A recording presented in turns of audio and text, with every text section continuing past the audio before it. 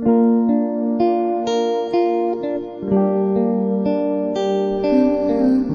our generation, that after everything that has been delivered to us, we are still the same. If the lives of John Wesley didn't have encyclopedia, they didn't have commentaries in the Bible, they didn't have anything, they didn't have a tablet, they didn't have a search engine. Today you play a search engine, every scripture you need comes. They didn't have. How did they manage to preach Genesis to Revelation? And these people with such depravity still encountered God. Today we still talk of their testimonies, we still share their encounters. Their encounters is our faith. What is wrong with us? John Wesley didn't have a car, he was riding on a horse, but he will preach in 8 different places in a day. You have a car, you are still late for church. How do we explain this? And you think God will come the way he came in their time? No, no. Those times they didn't have instruments, yet they wrote songs that today we still sing. What is wrong with us? Who bewitched us that today we come to church, and the beauty of coming to church is just like that? We just come, and the moment we close, we talk and we leave.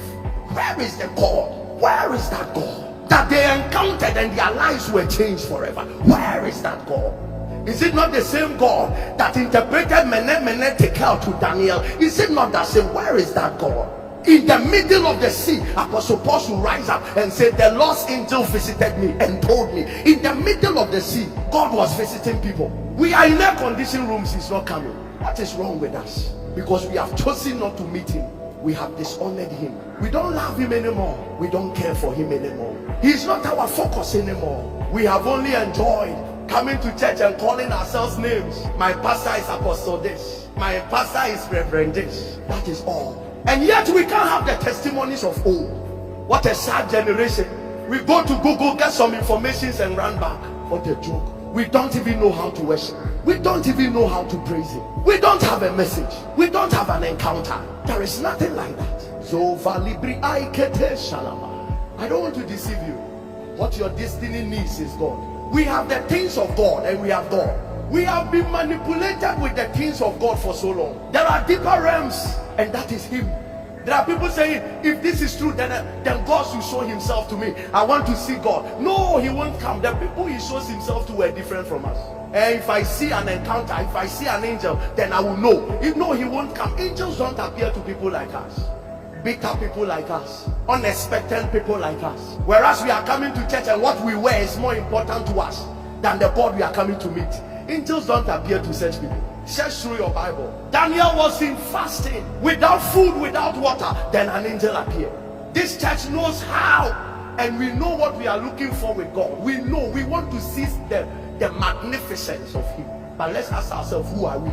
The people that saw the miracles we want to see today, let's compare ourselves to them. Today I was reading some of the prayer quotes of Moody, D.L. Moody, and I was shaking. You read books of Tozer, you shake.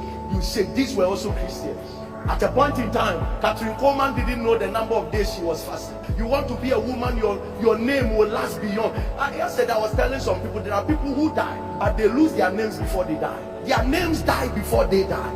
And there are some people who die, but their names refuse to die. You want to be a person whom your name and your works will live beyond you. It's not this kind of life. You come to church and you don't even know who you have come before. It doesn't work like that. People of God, stop being deceived. It doesn't work like that. You want to have encounter, it doesn't come with just a man declaring to you, angels will come. No. How positioned are you? What is your heartbeat? What is your heart calling for? So we lift up worship songs and you don't even know how to worship him. And yet you are expecting him. William Samuel entered Los Angeles, Azusa Street, ordered a prayer. Lord, let there be a revival. For weeks, people will come to church praying for revival. You can't, because people are not looking for God, they are looking for the things of God. But the things of God has killed many people. The things of God has taken people to hell. The things of God has crushed many people. It is God that takes you to the end. Do you know Judas was part of those who were given anointing to go and cast out devils and raise the dead? He cast out devils and raised the dead, yet ended up committing suicide. The things of God are beautiful. Men will clap for you, but it won't take you far. It is God that takes you far. So sometimes he will try to test our heart with things. He will give us financial breakthroughs, give us peace a little, give us joy a little, to see whether we will run after those things or we will leave those things and come after him. Have you not read that seek ye first the kingdom and his righteousness? Seek God and other things will be added. He is expecting that the first for you to have about him is him, and then other things follow. And this is the kind of church we have today. People come to church and they're expecting other things, and yet they don't see the track record that the people that go for God get many things.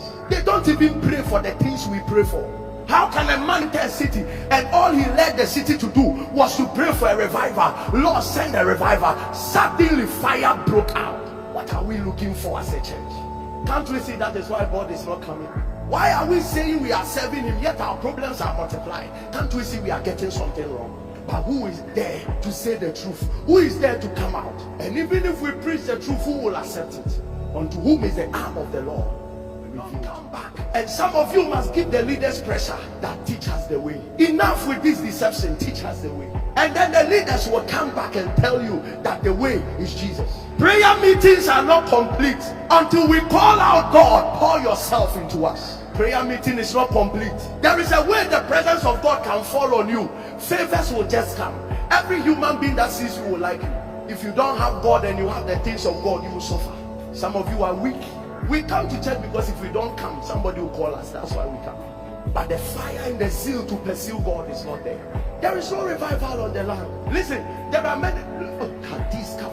There are pastors. Let some pastors go for 1 year without anybody sowing a seed to them. They will put the microphone down. Call a pastor to come and preach and don't give him a honorarium. The next time you call him, he won't come back again. He'll tell you don't respect his oil. So all of us together with yourself, you too, you are in church because you want a miracle. So the pastor is here because of your money. You are also here because of his anointing. That is why we are here. And we have left the God of the church aside. That is why he's not coming. He won't come until you begin to seek him and until I begin to seek him. We will keep entertaining ourselves. We'll be clowns entertaining ourselves till Jesus comes back. Thank God for our instrumentalists. But there are some instrumentalists, if you don't give them money, they won't play. So the reason why we are serving God, there are some singers, if you don't give them money, they won't sing. What a joke. What jokers we find ourselves in church. So if we come for prayer meeting, people of God, put your desire and your prayer request aside. Something is bleeding in the heart of God. God's heart is bleeding. Let's solve it. When we solve it, you realize that your miracle that will not take 24 hours. Let's solve that bleeding in God's heart. Can you imagine that we all run to Friday service and our desire is that today we are praying for a revival at Asamankesi? Let there be a revival, and that is why we are coming and we gather praying that God send the fire. How can we move the hand of God? I am a person who is real. If things are not well, I see things are not well. Let's mention it. It's not well. There are many people who are on the pulpit preaching today saying they are doing the work of God. It's the motivation the church is giving them. If not, they won't do. And if your worship leader is motivated by money, and your instrumentalists are motivated by money, and the backers are motivated by money, do you think the worship going on, it will attract God? It's a joke. If that pastor is motivated by money, and you yourself you are motivated by a miracle, do you think that service will show up? The way we pray. John Wesley didn't pray like that. No, Billy Graham didn't pray like that.